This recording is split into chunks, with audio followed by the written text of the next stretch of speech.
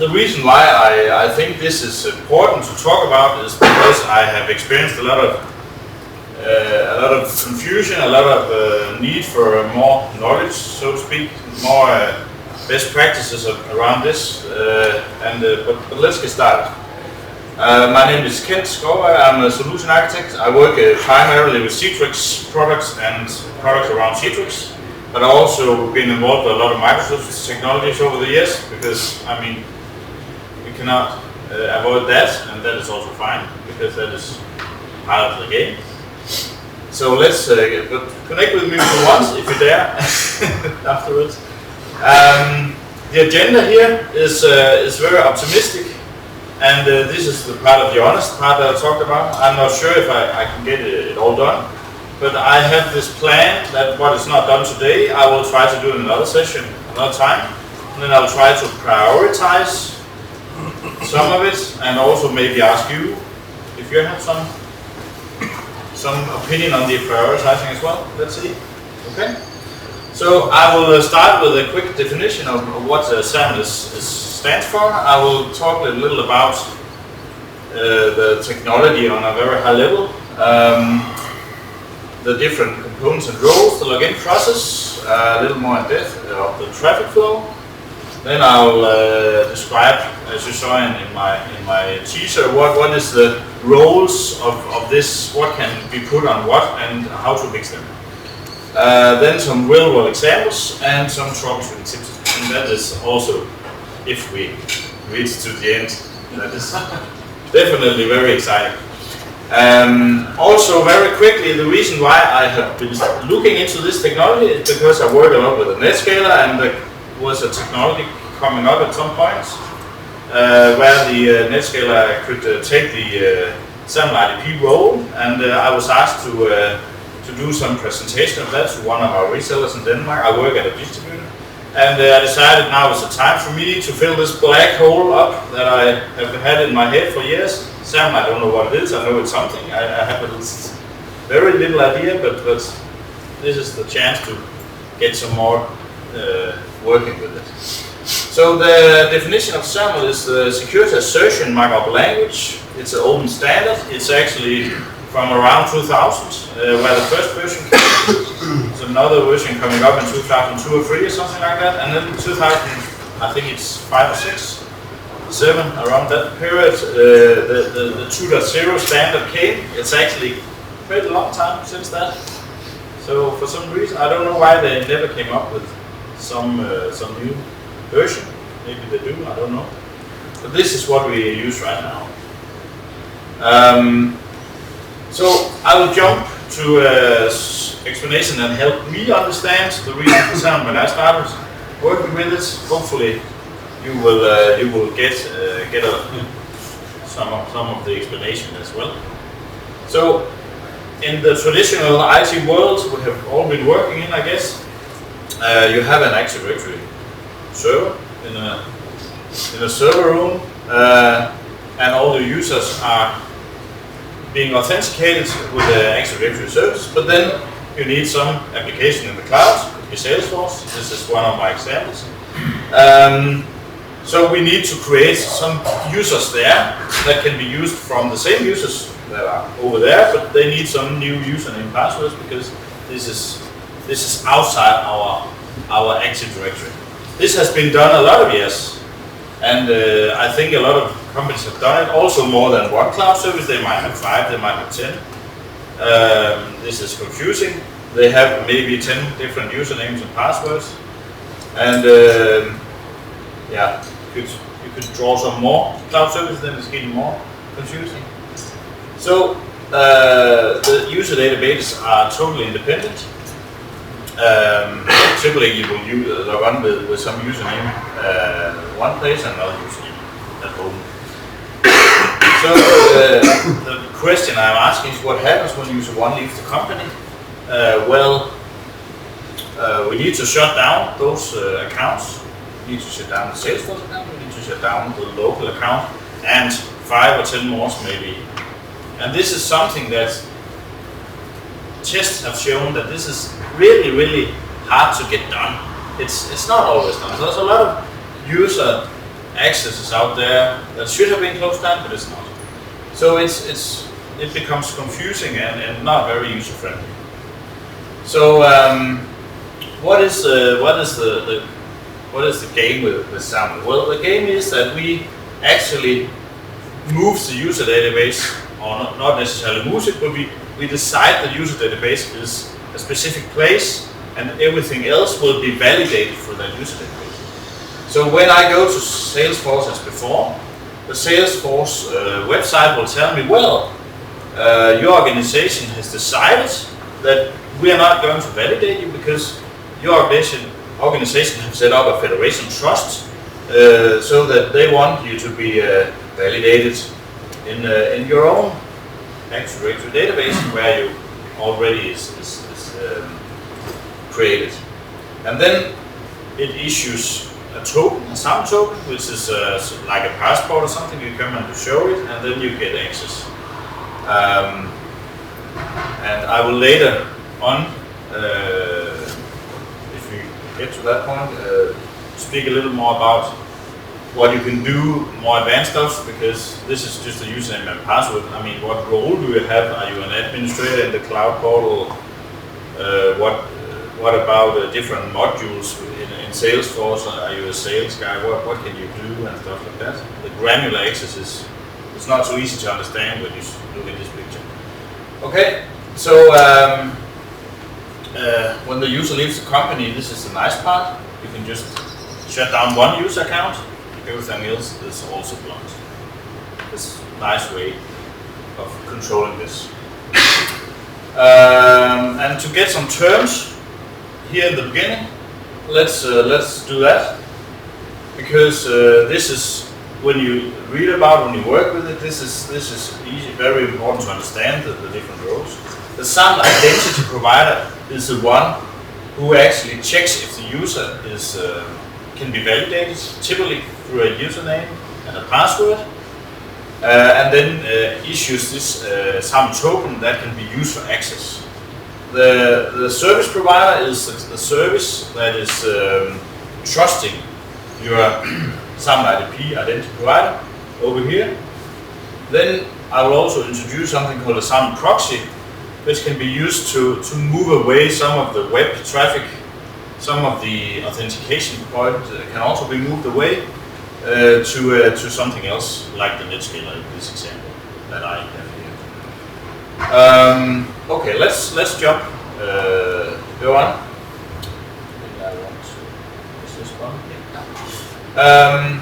So a SAML identity provider will issue a token to users when they validate successfully, and it can be sent to the service provider in 3 different ways, through something called HTTP redirect binding. When you go to a web page, you often see that you have some host name, a URL, and then some question mark, and then you have some parameters. And this can actually also be a very long URL, and it can actually also be handling the SAML requests and the SAML response back to the service provider. It can also be in an embedded HTML form. Then it's called a HTTP postbinding. It's another way. It can be combined different ways. It can be HTTP redirect from the service provider to the identity provider, but it can then be a postbinding the other way. So you can mix them actually if you calculate it in a lot of different ways.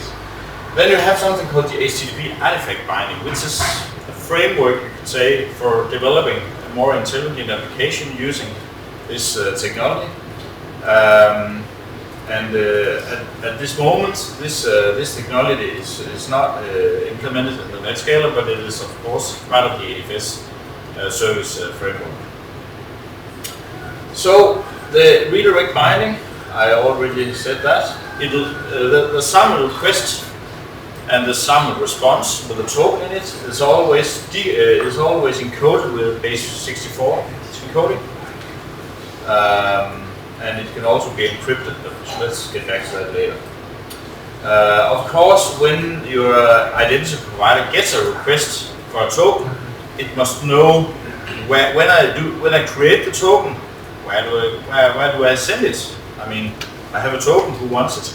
Well, that is the service provider, of course, who requested it initially, who must get it back. So it must be redirected. And this is done through simple HTTP redirection when you're talking about passive applications. The post-binding, as I said, was an HTML form, and it can also be decoded, of course, and must know where to get it back. The artifact binding is more advanced. I have not worked in depth with it, but it can handle direct connections between the identity provider and the service provider, which is different than this technology because this is always being through clients asking for something being redirected to the IDP and redirected back, but they can communicate directly. And this is out of scope for this session, but I just quickly want to mention that.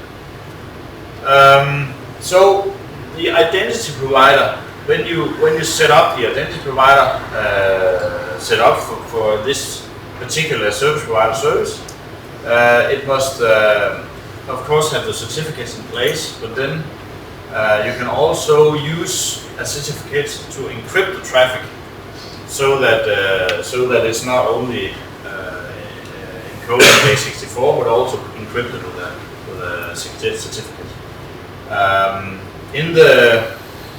In the SAML exchange, which is XML by the way,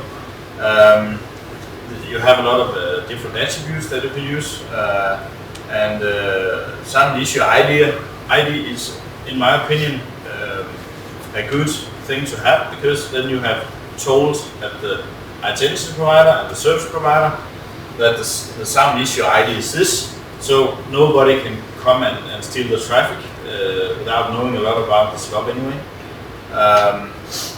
The same with the service provider, of course. The service provider can support 3 different bindings, as I said before, and sometimes in the setup on the cloud service, you can choose which bindings you use. To make this work, you will always need some way to tell this service provider this is the certificate used to create the SAML tokens and make it trusted. And most of the services I've seen is set up by uploading the public part of the certificate. The private is, of course, should remain private as always. And by that you help the service provider trust the identity provider this way. You can also trust the certificate used for. You can also encrypt the answer back, so you can sort of have encryption both ways, and so you can actually have 3 different certificates in play with SAML, which makes slightly complex. So you can have a certificate for encrypting the request, you can have a certificate for the response traffic, and also the certificate for issuing the SAML token. Yeah, and as I said before, it's a good thing, in my opinion, to tell the service provider this is the SAML issue ID. You should only trust tokens from this particular one. So a SAML proxy, and you get some pictures in a minute, so you see the diagram of it. Does reverse proxy of a web service, most typically an ADFS server or 2 in the internal of the server network. And this SAML proxy can be used for other stuff as well. You can use it for the authentication, pre-authentication through AAA module in the Netscaler, in the DMC, towards the ADFS servers. But you can also use it for other stuff because the credentials have already been put in, and yeah, you'll get an example of that too.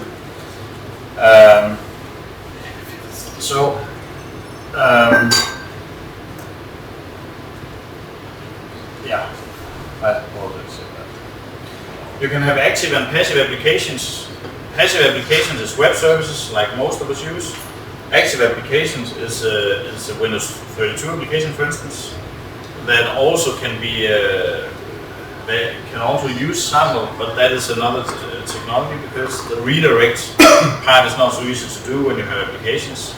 So the setup will also be a little different. I don't have much experience with that, to be honest. I don't know if you have. It would be interesting to hear. Yeah, let's move on. We will focus on passive applications. Okay? I can tell you, we had terrible problems because we had ADX proxy the next year. Okay. And with Office applications we had problems. Yeah, so I heard and that. then they solved that a year later, Microsoft released some patch that solved the problem. So it was very annoying. Yeah, it's pretty, to be honest, pretty new technology in my opinion. This is on the development, you could say.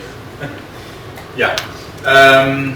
Also the login process, very shortly. There are two different ways to do it.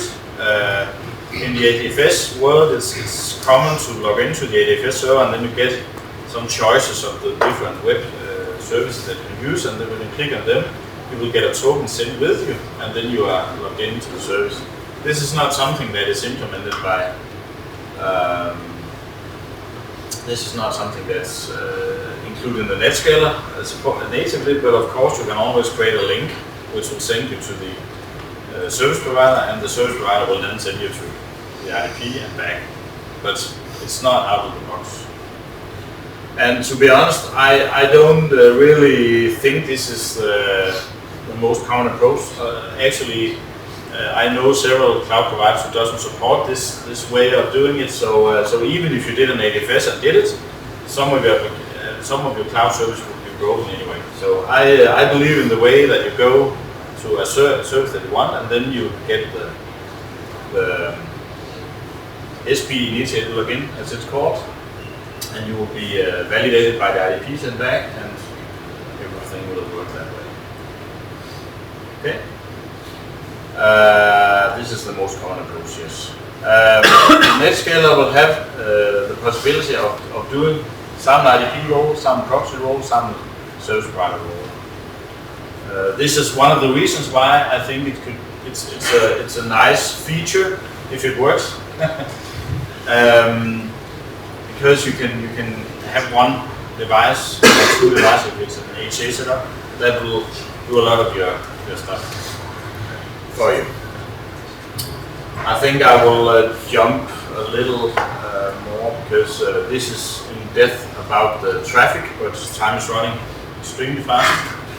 So, but you can find it on Salesforce homepage. It describes the flow with the session cookie, stuff like that. It's nice sometimes to take the time to sit down and say, this is the first step, this is the next step. Get a feeling of the flow and all. Anybody know what that is?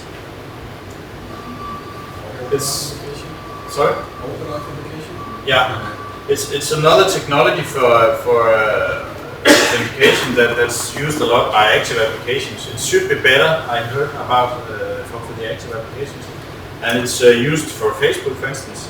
When you go to a hotspot somewhere and you can log in with your sales with your Facebook account.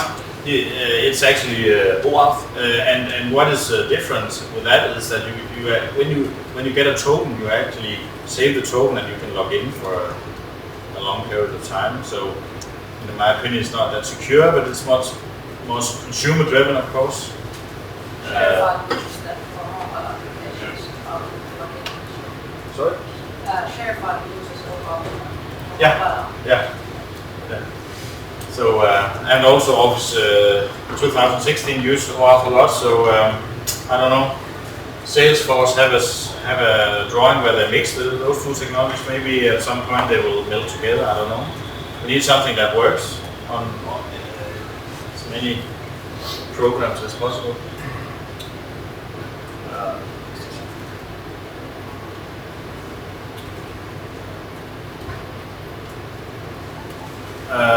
Yeah, so this is the flow. You request a resource, and you find out what is the IDP provider, and you get redirected. then you log in, and you get a token, and you get back, and you are validated, and then you are logged in. This is the flow. So let's talk about some of the scenarios out there. This is a traditional Microsoft only implementation. I would actually think that you should have 2 proxies out here because everything should be high available. But, but you get the picture. Yeah. So this is the setup. Of course, you can do some simple load balancing with UA records or whatever, but I would prefer, at least if you have a NetScaler, to use that for the load balancing, if that's the only thing you use it for, because then your ADFS server can be load balanced actively, and your web application proxies can also be load balanced actively, and you have failover for that. Of course, you should need another NetScaler as it's also stated. Another scenario could be that you take the NetScaler and not only load balance, but you also do some proxying of this ADFS service. And by doing that, you can offload the web application part, so you save a couple of servers in DMC. If you already have an NetScaler or 2, why not use them for that as well? Then of course, this is the NetScaler role as an IDP. So the only thing that is needed, is the Active Directory database, and the NetScaler can validate the users through that. Okay. Also, the NetScaler can be a SAML service provider, where you trust another IDP. Could be anything, and then it can have a federation. And then it can validate users. Of course, the application, the web service must understand that this is how it's set up. You need an enterprise license for NetScaler. That's the little detail. Yeah, I know. I don't work for Citrix, so I can say that I shouldn't think it's too bad, but you have to discuss the value anyway. Yeah. You can use it for other stuff. Also, the AAA can be used for a lot of other stuff. Yeah. But yeah, If you have enterprise, it's pretty easy, but pretty expensive to upgrade from standard to enterprise. Yeah. So probably deploying 2 application proxy servers in the DMZ is cheaper than. But yeah, of course that could be the outcome of the discussion. If you have the possibility of having the discussion long term with the customers, then maybe the business case will change, and you can also see other benefits by using the enterprise license. Yeah. Then some real world examples. As I told you, 1.5 years ago, I was being asked to come and present the IDP part of the NetScaler for a reseller, and I said this is my chance to get some more hands on SAML technology, and I started testing it. I stated this. I wanted to use Office 365, Google Office, Salesforce, and then I had a small cloud service called FreshTest that I also could do federation that I wanted to test. And I had 2 criteria. If I should recommend the NetScaler as an IDP, it should support all those 4 cloud services, because then there was a chance that it will also support other stuff. But the most common ones should be supported. And I'll try to make use of the NetScaler when it makes sense. That's also what said. So I started doing that, and I spent a couple of days, to be honest with you, trying to get it working. I never had one single cloud service working. So I decided to sort of blacklist that setup for now.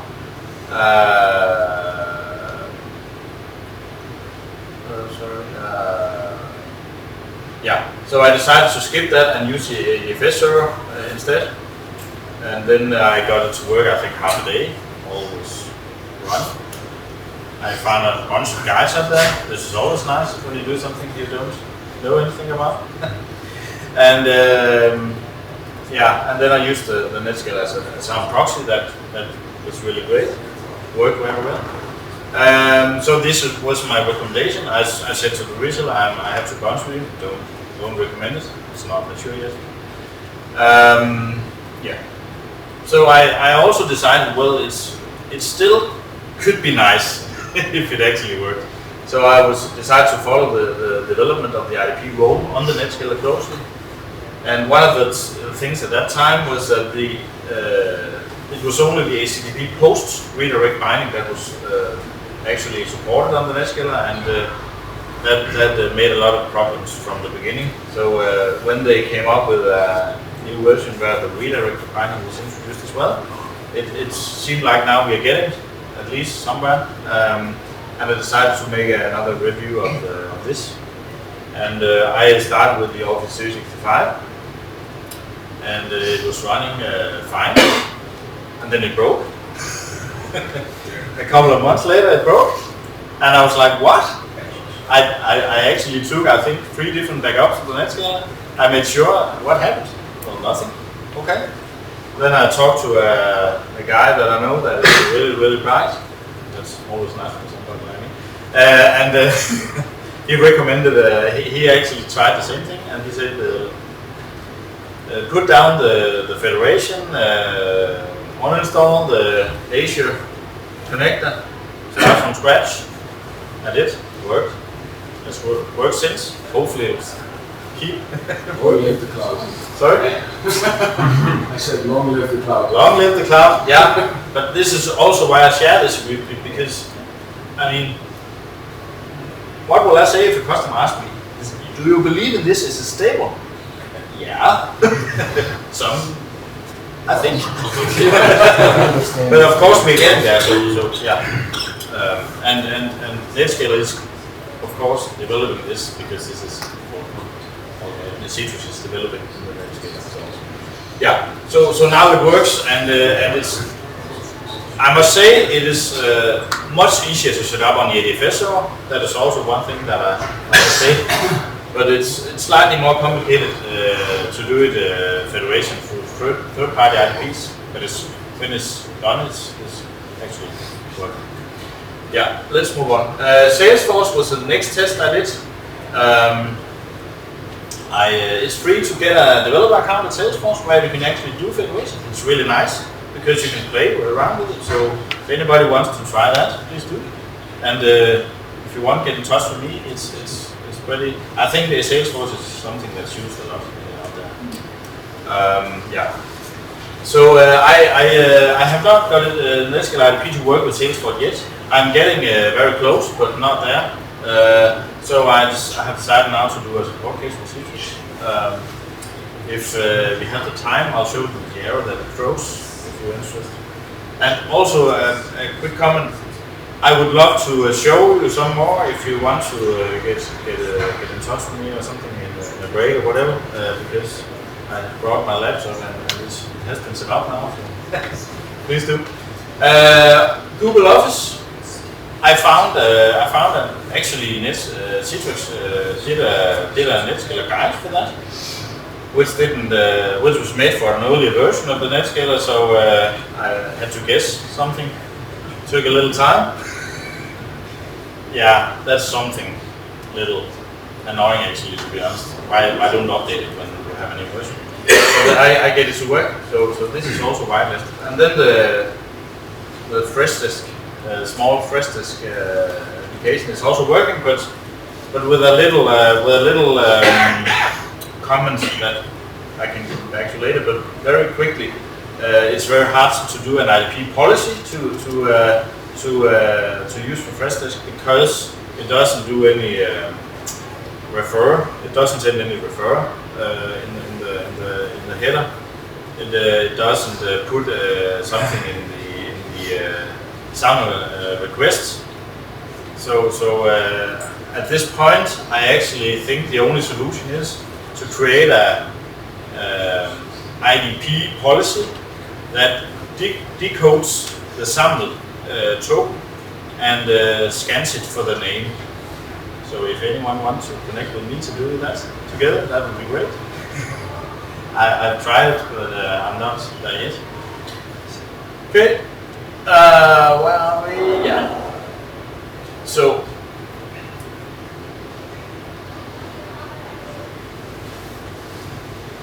when you configure a cloud service to federate, you need some way to tell it that this is a federated service. If you go to www.salesforce.com, then you are not able to make it, because how should they know that you're actually from a federated domain? So you need some way to tell that. This is different, implemented differently in different vendors. And to be honest, I think the Office 365 is the most weak implementation. Why not implement something with a domain name in the beginning so that people can be redirected to the IDP right away? But anyway, that's my opinion. Yeah. I have 5 minutes less.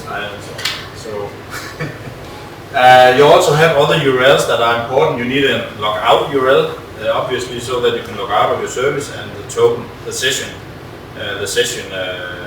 cookie can be destroyed from the Netscaler, so that it's safe and secure.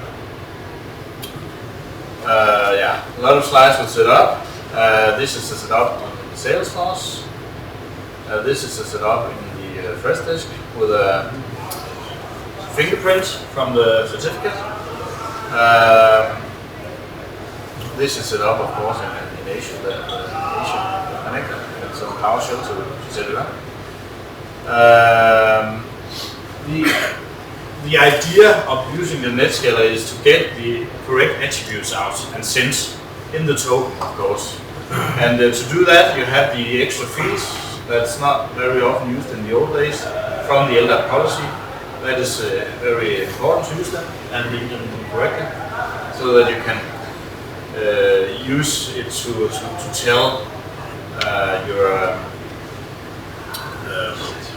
sorry, it's quickly, but so you can tell your policy, your setup of the SAML, so to send those attributes. As you can see, it's pretty logic. You have the attribute number 2, you send with this one, and also this one, and also this one. Yeah. Okay. If you want to see a demo of how it works, please get in touch with me. We don't have time now.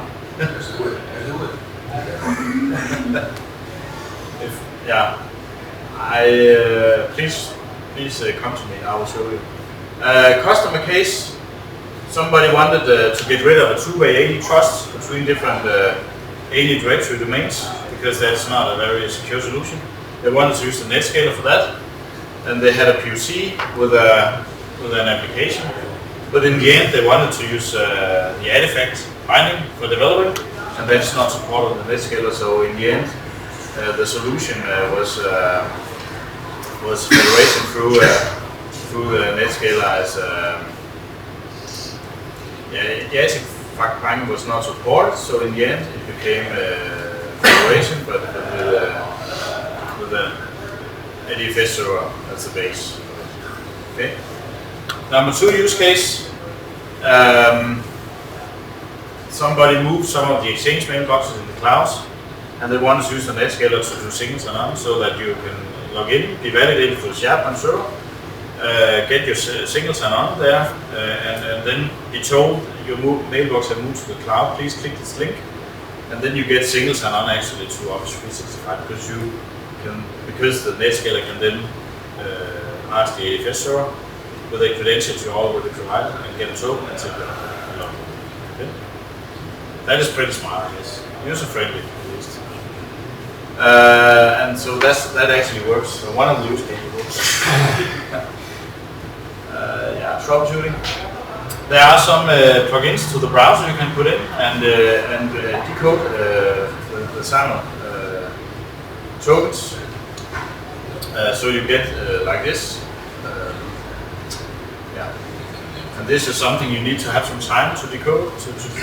Now it's decoded, but also to understand the syntax and what are the attributes. What does it mean? Some of it are timestamps, and then like this one, and some of it are those IDs that I talked about. Some of it could be user names and groups and emails and stuff.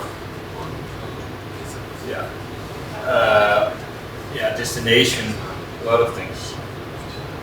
But you have some decryption technology you can use on the browser, so it detects this is some traffic, and it can decrypt it on the fly. That's pretty nice. Also, some of the cloud providers have some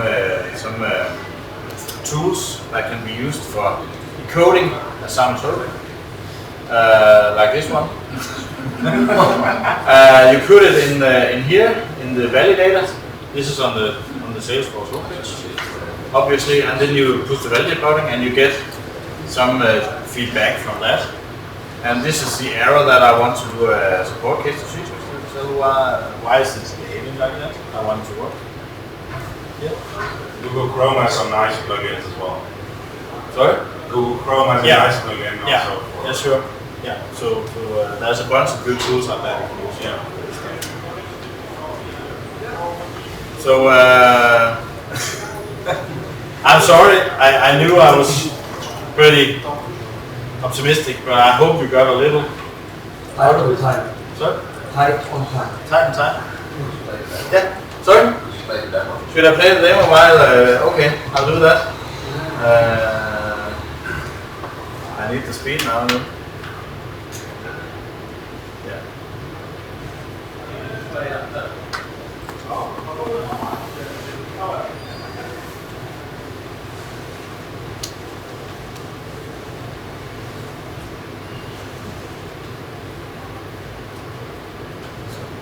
I think that was speed up a little bit.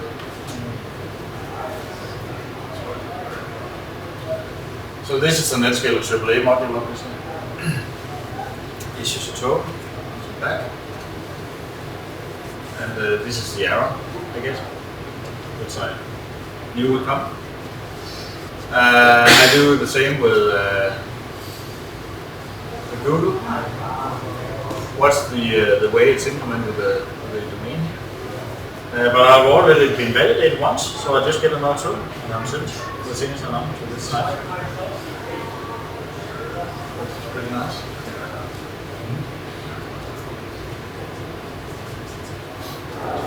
Even a demo can be slow. Let's speed it up a little bit.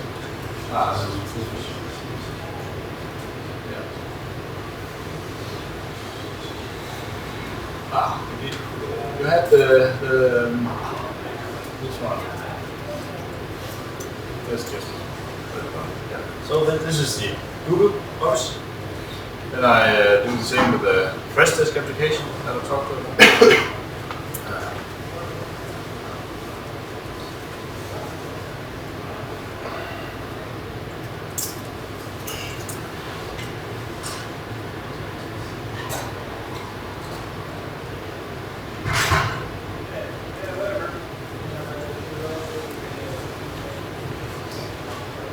There we are.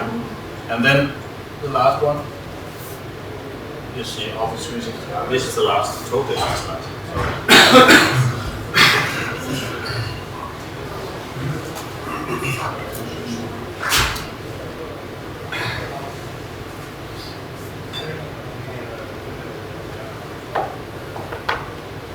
So as I said, I think that this could be nice implemented, but it works. I push the tab button and I'm getting redirected to the login side. My AAA. The reason why I didn't do the demo together with the other services is because this is not a user, because I have a E3 account with one user and this is the user. So it doesn't work with the other user. That's